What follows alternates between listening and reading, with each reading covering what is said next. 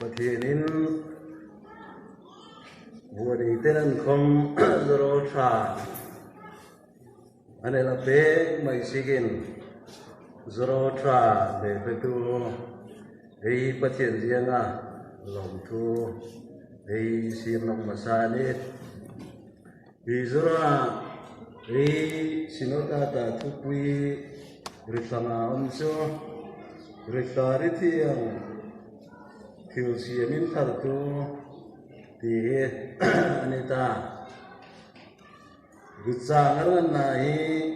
Isaya Bung Som Paringaka Ricang Som Nisarika I Anita Patian Turti yang Ringai di Rineng itarne revani tar kisiam ta pian laya tilhei abun zaita ka iremai mikai noni kanunga sinto hei abuminika rica bula tahi zuktir samita Kante Pentecost ni ong sungin so yem tuwei ka anreng kan mun kata anribuma hoi ka jelin erwan artokin sipui iri angkan iri azung tung juta ani tung na inka hari kan sipta ka kansung misok ilai yang zek Ankata risemindar anmua ansunga azung fu cita anreng kan risariti angin ansip cita ka risan antong lamang katakin tong dangin antong taka patian tu ritia rejo kita ireng kalung rela atarin patianin sat Lebih penuh besar, amin. Riti yang diheh Patian atami itumka Hilaya katka Anita Kainkan Suang ni Arpunna amongna kom ititeinino Pa nai pane ninna risuk sinto te inane roi puina tin renga anrisuk dan arang nat ainiti he doktrin koma riet seng anita meom sela tusung luyahin risari tiang he ama dol ilang maka ay tirang munin ikamang mang sang nombar som ringa kakatka risang som li ringa kane isaya abung som iruka itumka risang som ka anmani hirway mang ahin risariti ang tihi Riziak Oma Niwam Salan Kasinto Hiso Alang na Omata Arming Takhi Kangatakin Tutung Liyahin Ayilang ino Ayinin Te Panay pa Risaritiyan Pa Eiti Te Tiltinreng Bul Anita Kain kan liriyemin kang kataka irete inino imute inino tutung lui hun komakan pa patienain miriyam kang katakin rison puingai make liriyemin imute irete komnino ay nitanita sinaisa nga Mosen dan som ang lang layakan patian ne anang irison anita azung tumno ka anitin so amai ka avar puma ka Mosia mai ivarilua ka Israel hin en ngamaka amai ka mai rikunan arkuti ei muai te ziswa aiti he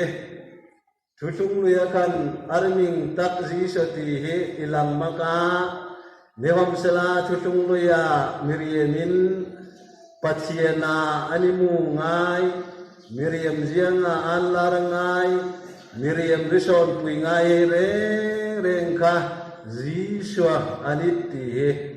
mithiam hei rildan mithiam hei suidan anita ziswa riflanit ziswa ka atakin ramuala lazwam suwang maka ziswa riflaka Miriam hei zianga in larangai puma pa itia mun athena arming sira amka Jisu Krista hi ainit anti anita te aman ka kan papa tiene hi asang queen tiltin reng isiam to nai pane re sarati ang khom tranga Trangin luala ani siam de kom sala atirin patienin rineng nervan asiama aitihin asang kuinagikin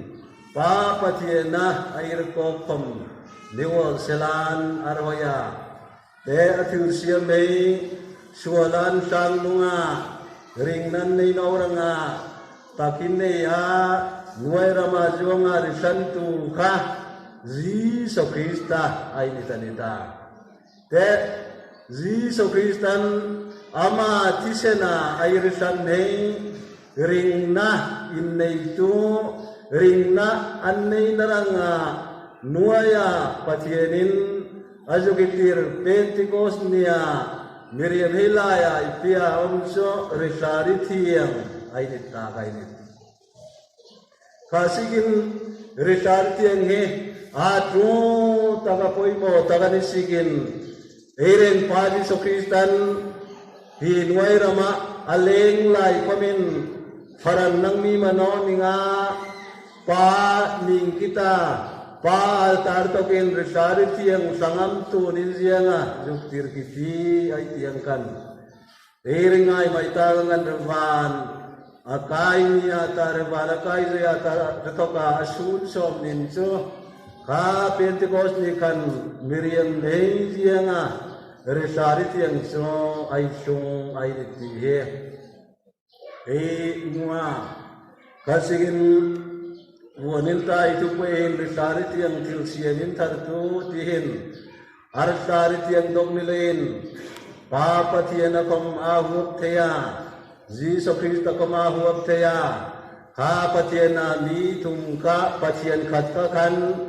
Ramuala Miriam tiltin reng sianin tartu so ay nitanita adik takin mita muteya Miriam ne tildang indang lam teitu sursari tiang banggenit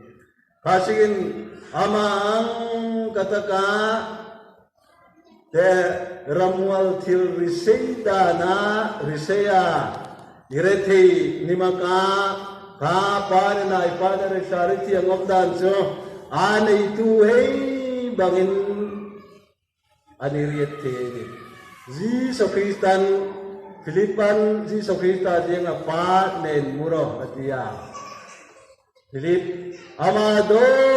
reinin dia ngatioma pa nen muro niti kain kana niti namai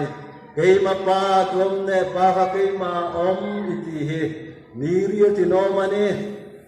pa ne nai pa re sariti ang so khatkan nita ane itu hei bangkan ane ganno ya isuite irete nino komsela riet na ten anne ama sigin here sariti ang intil asiamin targan eitirang til asiamin tarna akan na so mimala ay siya nin taray he kasigin Miriam reng he risari tiang siamin tarna nino rengin pathian mi pathian nai jang thenin no korina kanna bungisom ka tu komen risari tiang irwai ni non ji so he uma pa anit ti thengai make risari tiang irwain ji so hi vanin salanit kom ti thengai make risari tiang ngin ji so kha puma pa a ineranga alungrila sinathwa mi tu gomnisala aindang lam nei bang aisiamin tharai bang kha pathian mi pathian nai ninna kari kari tiang kha pathianin andang na ainiti area ta kasigin buanen iri kari tiang tu siamin tar nai mimala cho a chang tu hei ni ta a nei tu hei ni ta ei nei ni a tar to kan ei dong li indang lamin sianin tharin mi tharin resari tiang hin na siani mo amasa tagaso eden swalata Miriam na reng armang ati enita ati eninna ka resari tiang bangin ring na nei pek the nit zona bungrukka richang somrukka tumkai te pinso ring na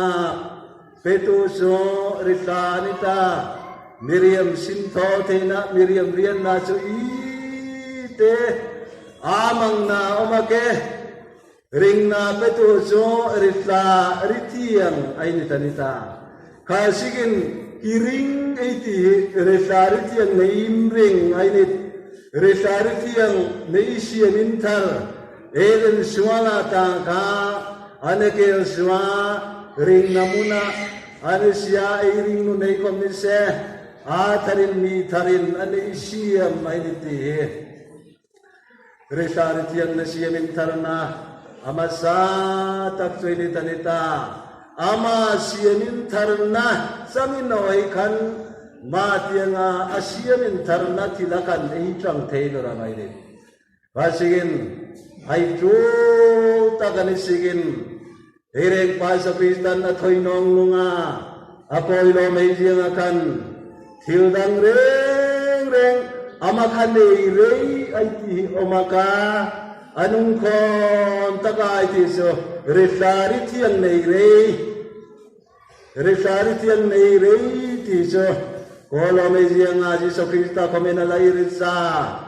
annei ranga atu la poimo ainit kasigin ini kom resari thiang he einei ranga atu resari thiang einei non chu siamin tharai nitin no ti nai nit resari thiang ei lungrila eilar sang noa eilar tem noa eilar tom pui noa anitin so i morinta itu pui resari thiang tu siamin thar tu ti ei manekan siamin thar tu alai nitin no ti nai nit kasigin resari thiang he eiring nun elui ei sual na he ata sual relet leiti kome ei mani kata ei risiama ei thei dorka ei sual ei imarang ei tumbang hiniloin nen tum thei tu cho nen ma thei tu nen relet thei tu cho resari thiang bang ka ai nitanita ama sigin resari thiang he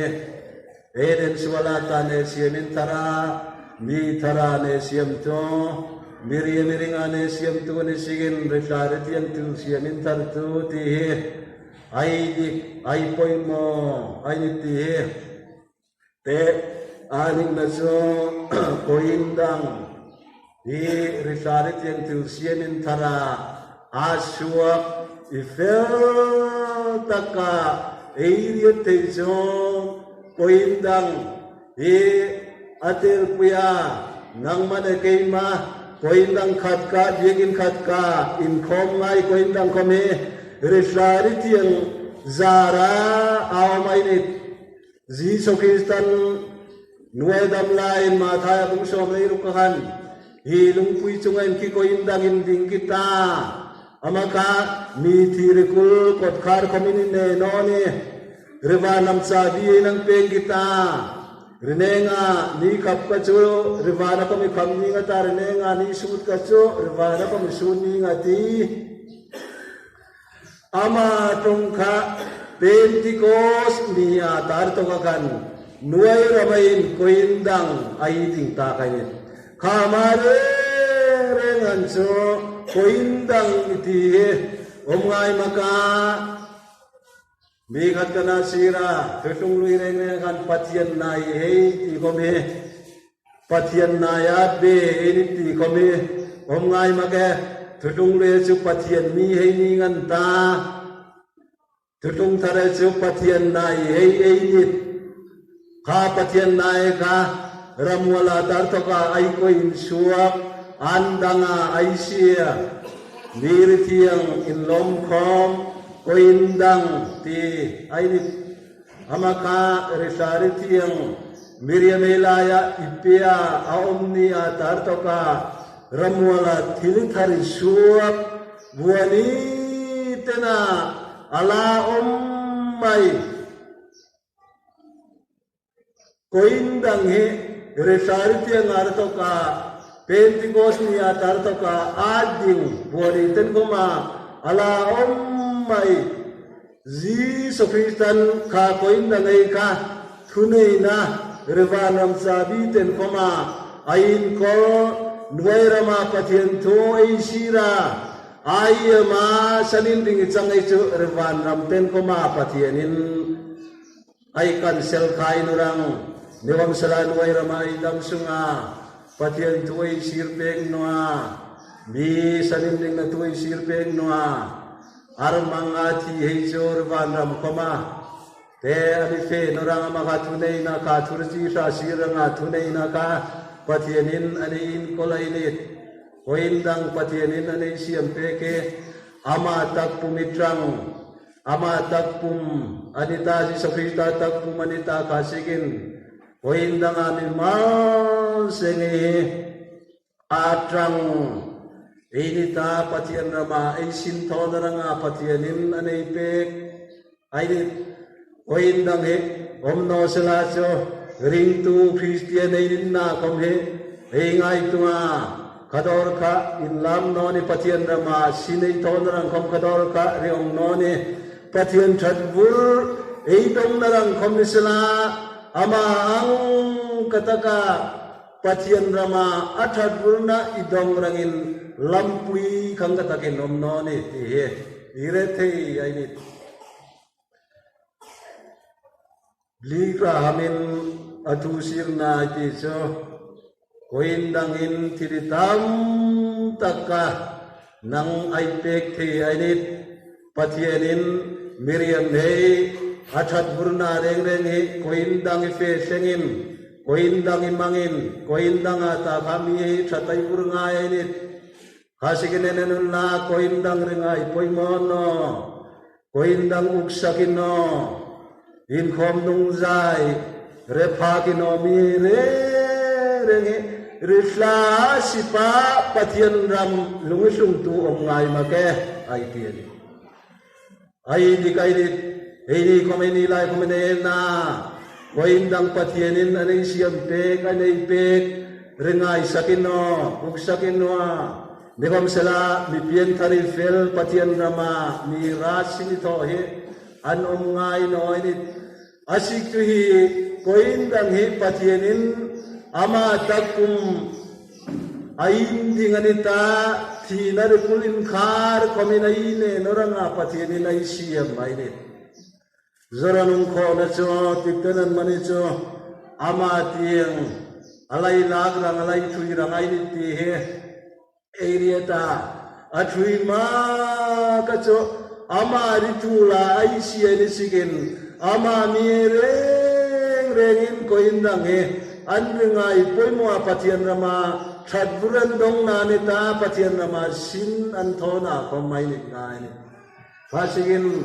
hi pathian sin tho i fel taka ramul pumpui huapa pathianin thil asianin tharna mirian asianin tharna cho koin dang hi ainit anita atum na cho hi ai thupui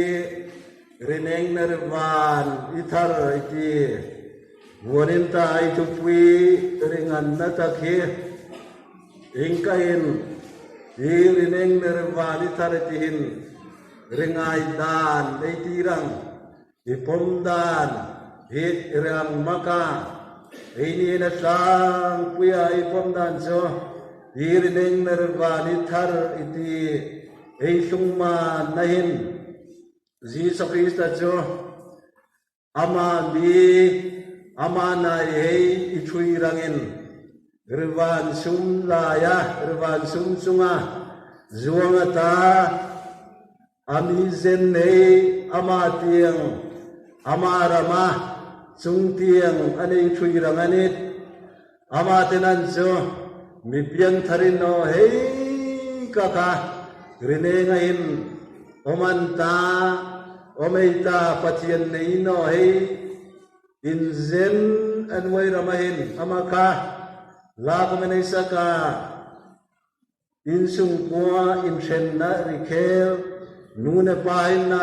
nuhin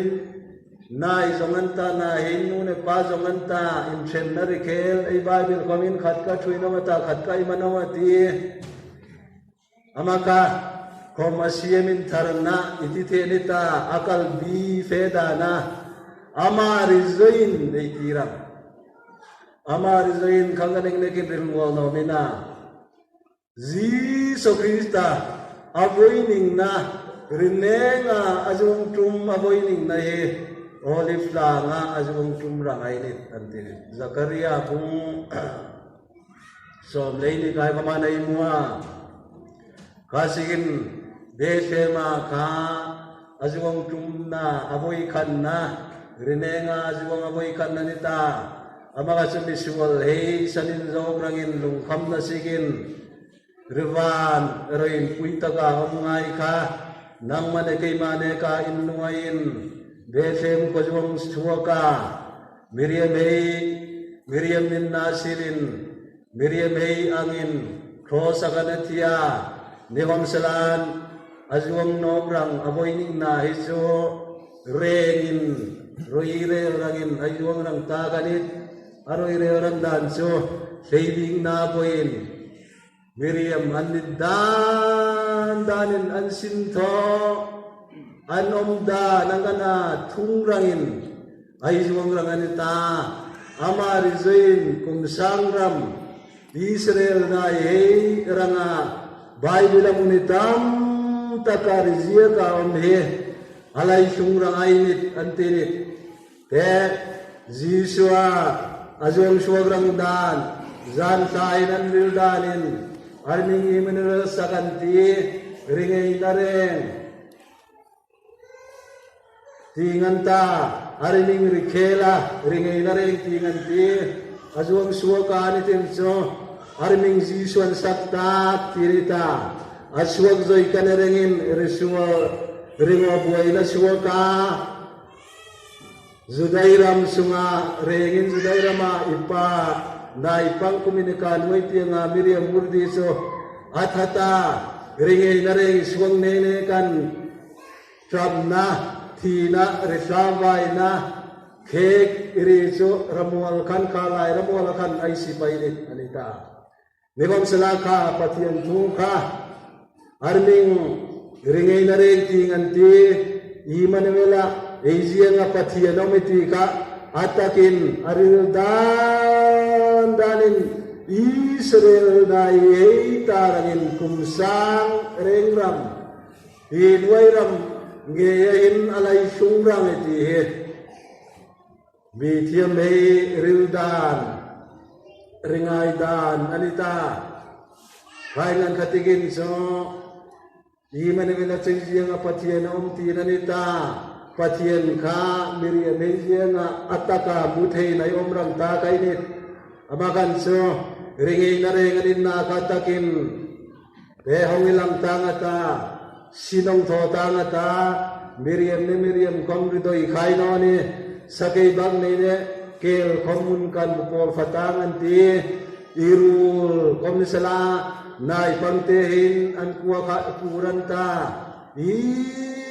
te ni kai no ni kesang ritiya kan innan na reng kai no ni Miriam dam sotrang dan komisala kumrza ati so na ipang ramtiati ang kaningata Miriam dam kum suting dam kum ten na idang ta kainiti amaka reneng ithar ne rivani thar ahang ripunna asiamin tharna nombar akhat na chu ahangin itanita ne komsala arman nam chu Jerusalem thar tak chu lai ni tinorang ai ni ti ei jumriat theina so taksaram malai ni dane sigin romu riat karechang som lei riat kar to ka nei te penso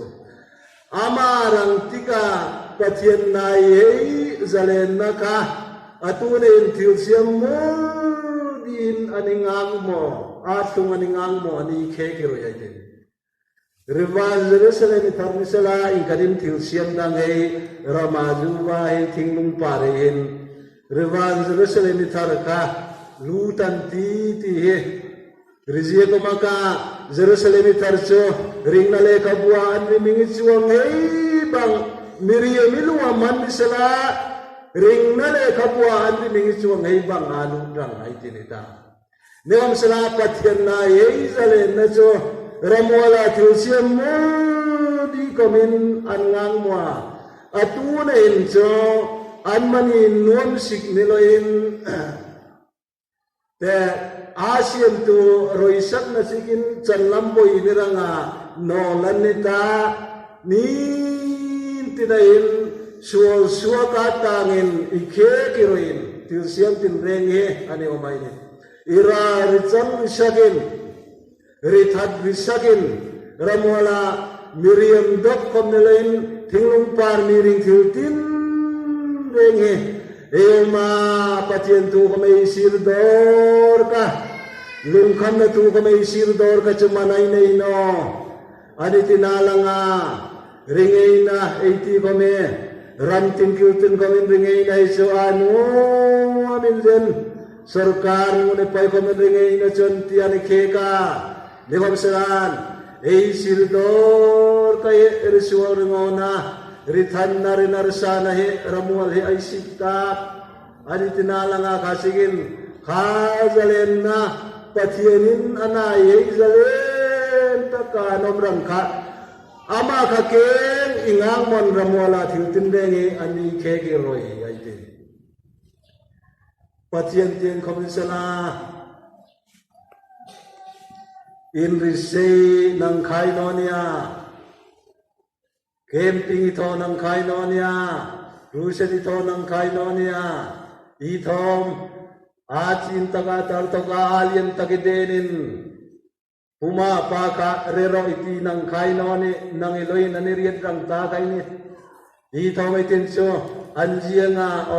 animmo ama ka aroy rel tuwanit ng taksigin ama zarokan keng ring tuhay yung tuhay riban boy ruwa kapatienin ane itui tagay ka zisone Israel na Israel nam somlay namin ni kahiro Israel tekin ren chung muna la chung ninti ay tika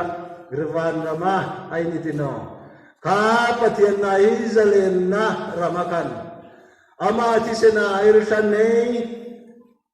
rapsar niya azia na ay itui tagay ka amane Israel na roy Israel rangin zisone alomin reng chung muna latrin ti patienin kaum ka ritar tiangin asiamin tharna ade kanawain rutino mina kasigin anung khom tagasuka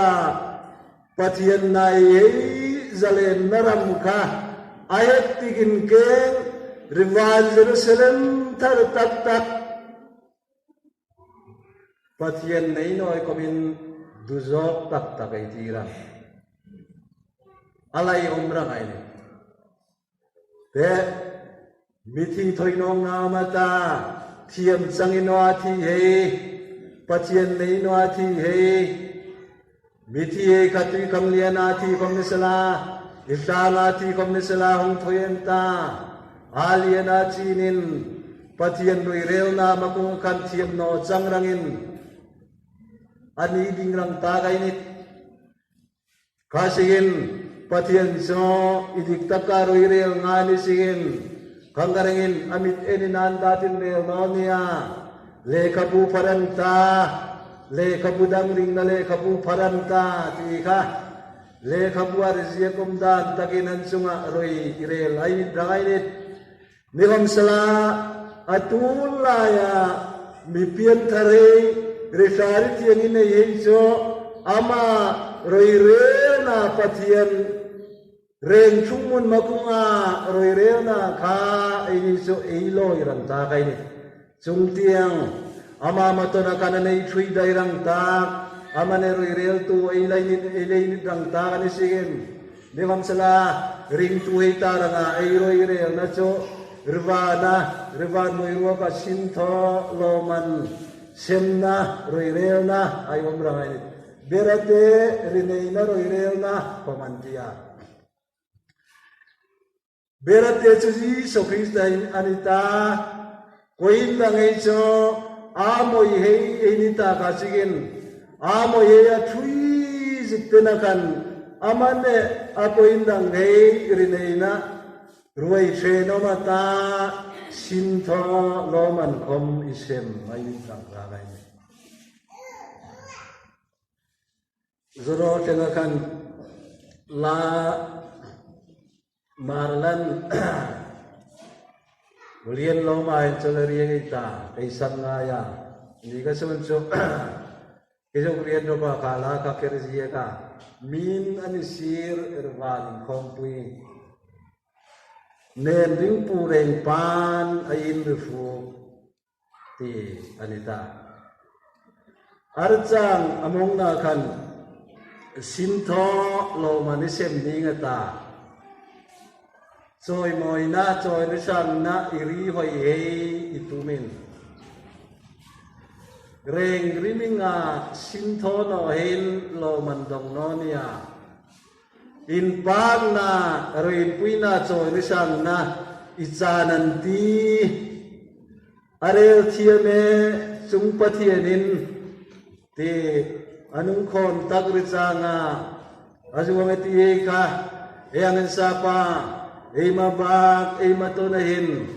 eilai sungranganita atunlaya min tilanang twa music heyanang enri ngaida nei hangin sapin itinaman sa hamri ruang tei anita ti hekilung rilaw oma reng riminga sintho no hin so loman dongnonia in pang na choi sang na ro in puina ichanan ti ti cho rivan ram khato kan ti atina cho nimaka rivan na mi chang rang sap sape ka an sintho dan yenin patienin in pang na choi sang na reng lukumai pe ka indong manta nikom sala reng pariminga sintho nai te nei noi cho reng lukum dong no dia lasakun arel thiame chungpathianin o lom nan choi to nei sengai ti atia zuksam loirang manitin atun lain erieta mien won kuma thile om he ramual mong anai iti risin khat kachu aniti ti he thuril tuai mur din aniti anita te atun lain dikhain tam natin saktak ramule naun tak ti he anita zoela bung inika Rizang isom kamani kamakan ikai inta meka puma panikua anaita kiti risinanit aitini kasigin sukui hehi la taka ei sungrang ten rieno angkana isir ngai he ei naita komanit the kasigin nama patien tureng reng isir ngai he Asia komisela ata komisela atakin eyang sung tiay mairang atakin ilay sungrang ay nitanita kasigin risar tiyang intil ay siyan intarso ami hitarang ay siyan intarso rineng itar nervani tar tike rineng itar nervani tar kisiyan ta amaka misualay taranga anong taranga ay siyam nilayin ama miyay ama nahi aman ay siyam intaray taranga karineng naribani taraka ay siyam keng ay nitanita kasigin retaritiya nga siyam intarna sangin na oy kanso hirneng naribani tarpatiyan ay siyam intar akot bayong rangdan akot bani dangdan alung man tamaan bodan kom tupuang ahin anikin rizia kanita zingin so emembar puri no ma pahanay tiso won kumai tupui suwai danglam takke pentikos ni no manita an tupui he nakanarang tilke rineng na revani tarke tupui nan risam Waya ni tak ke gitu ya. Arsam tuwain itam mani patienin rian naan niya anir sangimay ni drango tirang riya umay. Niwam sila kang kangenget ka iti na uwag sa niloy. Iti so i patienin tilay siya mintar rineng na revani tar asyo nga lumantam si tinre nga aipo aroin pui tatagaitia